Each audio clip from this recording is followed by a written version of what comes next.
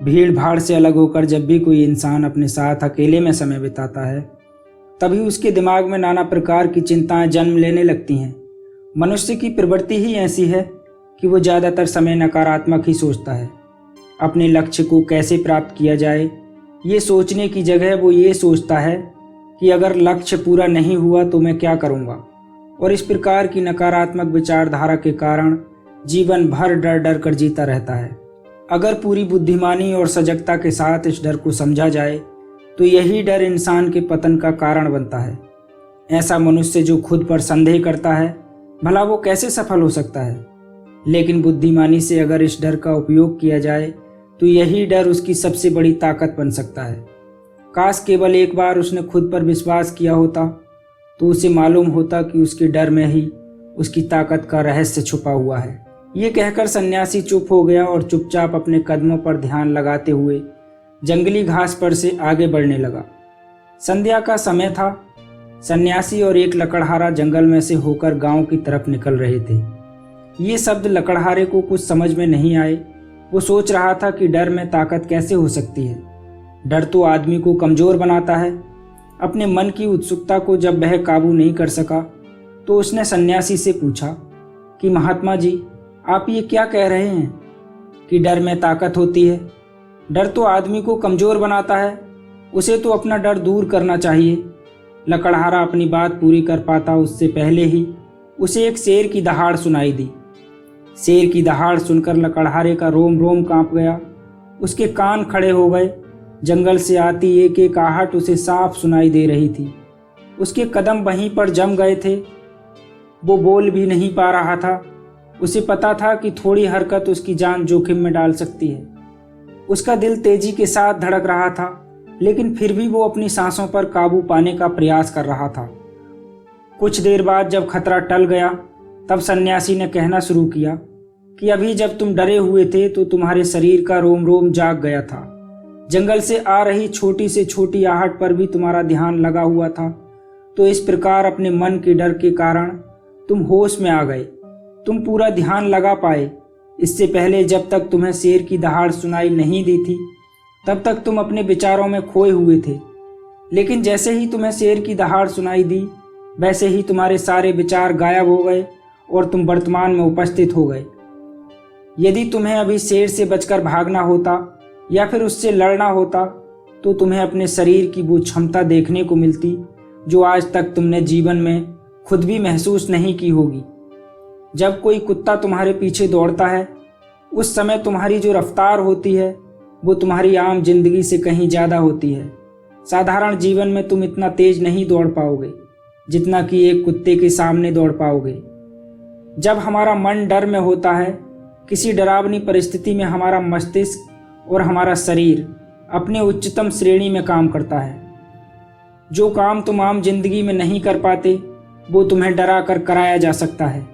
जहाँ पर भी तुम्हें डर का एहसास होता है वहीं पर तुम्हारी इंद्रियां पूर्ण रूप से सक्रिय हो जाती हैं। तुम्हारे कानों की सुनने की क्षमता तेज हो जाती है, दृष्टि एकटक हो जाती है और सक्रियता भी बढ़ जाती है। और जैसे जैसे वो डर खत्म होता है वैसे वैसे तुम सुप्त अवस्था में चले जाते हो। तुम सो जाते हो और तुम्हारी इंद्रियां फिर से आराम की स्थिति में चली जाती हैं। सन्यासी ने लकड़हारे से कहना जारी रखा कि परीक्षा से एक दिन पहले जो याद करने की तुम्हारी गति होती है वो साधारण याद करने की क्षमता से कहीं तेज होती है। सिर्फ एक बार याद किया हुआ तुम्हें परीक्षा के समय याद रह जाता है और तुम जानते हो कि ये सब परीक्षा के डर से ही होता है। इसलिए डर को दूर करने की जगह इंसान को ये सोचना चाहिए कि वो अपने डर को ताकत में कैसे बना सकता है। जिस प्रकार सुख और दुख, प्रकाश और अंधेरा एक ही सिक्के के दो पहलू होते हैं, उसी प्रकार डर और ताकत भी एक ही सिक्के के दो पहलू होते हैं। जिस प्रकार रोशनी के बिना अंधेरा पूर्ण नहीं होता, सुख के बिना दुख पूर्ण नहीं होता, ठीक उसी प्रकार डर के बिना ताकत का भी कोई महत्व नहीं है। लकड़हारा सन्यासी के ज्ञान से बहुत प्रभावित हुआ। उनके चरणों में नतमस्तक हो गया और उनसे पूछा कि महात्मा जी, अंधेरे को तो दिया जलाकर रोशनी से भरा जा सकता है, लेकिन अपने डर को ताकत में कैसे बदलें? इसके लिए कोई उपाय बताएं। इस पर सन्यासी ने कहा कि डर दो प्रकार के होते हैं। सबसे पहला मानसिक डर और दूसरा शारीरिक डर। सन्यासी ने लकड़हारे को समझाते हुए कहना शुरू किया कि मान लो तुम्हें जंगल से होकर गुजरना है और अचानक तुम पाते हो कि तुम्हारे मन में शेर का ख्याल आ गया। अभी तक प्रत्यक्ष रूप से शेर तुम्हारे सामने नहीं आया है, ना ही उसकी दहाड़ सुनाई दी है, मतलब दूर दूर तक कोई अंदेशा नहीं है कि जंगल में शेर मौजूद है। लेकिन शेर का ख्याल आने से तुम्हारे मन में एक डर सा पनप गया। अब तुम्हारा उठने वाला एक एक कदम उसी डर से अभिभूत होगा। हर समय तुम्हारे मन में यही ख्याल चलता रहेगा कि कहीं शेर ना आ जाए। ये शेर वर्तमान में तुम्हारे सामने नहीं है, यह तुम्हारी बहुविषयक की कल्पना है। इसी प्रकार जो मनुष्य अतीत और भविष्य की चिंताओं में डूबा रहता है, वो मानसिक डर का शिकार होता चला जाता है। इसी विडंबना के कारण वो अपने जीवन में जितने भी निर्णय लेता है, वो सारे मानसिक डर से ग्रसित होते हैं। इसीलिए ज़्यादातर मनुष्य पूर्ण रूप से अपने निर्णय पर भरोसा नहीं कर पाते और यही निर्णय या फिर फैसले जो आधे मन से लिए जाते हैं, मनुष्य के कार्य को पूरा नहीं होने देते। लेकिन ये भी सत्य है कि मानसिक डर के कारण ही इंसान अपनी तैयारी पूरी करता है। अगर तुम्हारे मन में शेर का ख्याल नहीं आएगा तो तुम शेर से सुरक्षा के लिए कोई भी कदम नहीं उठाओगे। लेकिन अगर तुम्हें शेर का ख्याल आ गया तो तुम उससे सुरक्षा के लिए कोई ना कोई तरीका जरूर अपनाओगे। तो इसीलिए मानसिक डर बेकार नहीं होता, वो आपकी सुरक्षा को और भी ज़्यादा मजबूत करता है। लेकिन समस्या तब शुरू होती है जब आप चाहकर भी कुछ नहीं कर सकते, लेकिन उसके बावजूद आप मानसिक डर झेल रहे होते हैं। उदाहरण के लिए, कुछ मनुष्य हमेशा ये सोचते रहते हैं कि उन्हें कोई बीमारी ना हो जाए, कहीं उनके साथ कोई दुर्घटना ना घट जाए, कहीं उनके साथ कोई धोखा ना कर दे। लेकिन इन सब घटनाओं पर उनका कोई जोर नहीं होता है, ये उनके हाथ में नहीं होता है। अगर दुर्घटना होनी होगी तो होगी ही, अगर बीमारी होनी होगी तो होगी ही। अच्छा खान पान और अच्छी दिनचर्या का पालन करने के बाद भी अगर कोई मनुष्य बीमार हो जाता है तो ये उसके नियंत्रण के परे की बात है। अपनी तरफ से उसने पूरी कोशिश की और उसका यही कर्तव्य था। उसमें कोई कुछ क्या कर सकता है। जो घटनाएं इंसान की पहुंच के परे होती हैं, वो उनसे भी परेशान होता रहता है, उनसे भी उसका मन चकराता रहता है और यही मानसिक डर उसके पतन का कारण बनता है। अगर यही मानसिक डर सही तरीके से इस्तेमाल किया जाए तो मनुष्य समझदार और अनुभवी कहलाएगा। जो इंसान ये सोचता है कि कांटे सिर्फ दर्द देने के लिए ही बने होते हैं, वो ये भूल जाता है कि कांटे ही फूलों की रक्षा करते हैं। इसी प्रकार एक ज्ञानी मनुष्य किसी भी चीज़ का उपयोग अपने सकारात्मक तरीके से कर सकता है, लेकिन एक अज्ञानी मनुष्य जो अपनी अज्ञानतावश उन चीज़ों को भी छोड़ देता है जो उसके लिए उपयोगी होती हैं। विवेकशील मनुष्य फेंके गए पत्थरों का भी महल खड़ा कर लेता है, लेकिन एक अज्ञानी मनुष्य उन पत्थरों को दूसरे के ऊपर फेंकता रहता है। अगर किसी मनुष्य को अपने मानसिक डर को ताकत में बदलना है तो उसके कुछ उपाय हैं। सबसे पहला उपाय है अपने विचारों का निरीक्षण करना। अगर हम अपने जीवन में अपने विचारों का निरीक्षण करेंगे तो हम पाएंगे कि ज़्यादातर विचार हमारे काल्पनिक होते हैं और इसीलिए जो डर उन विचारों के कारण पनपता है वो भी काल्पनिक होता है। ज़्यादा सोचने वाले लोगों को जब सोचने के लिए कुछ नहीं मिलता तो वे निरर्थक बातों के बारे में सोचने लगते हैं और वो बेकार के विचार उसे तो परेशान करते ही हैं, साथ ही साथ उसके परिजनों को, उसके सगे संबंधियों को भी परेशान करते हैं। इसलिए ज़्यादा सोचने वाले लोगों को यह समझना चाहिए कि मन में उठ रहे तमाम विचारों में से काम के विचार कौन से हैं और बेकार के विचार कौन से हैं। जो निरर्थक विचार हों उन्हें दूर करते जाओ और जो सार्थक विचार हों उनको गहराई से सोचना शुरू करो। तभी तुम्हारी समस्याओं के, तुम्हारी उलझनों के उपाय निकलेंगे। मानसिक डर को दूर करने का दूसरा उपाय है उसका सामना करना।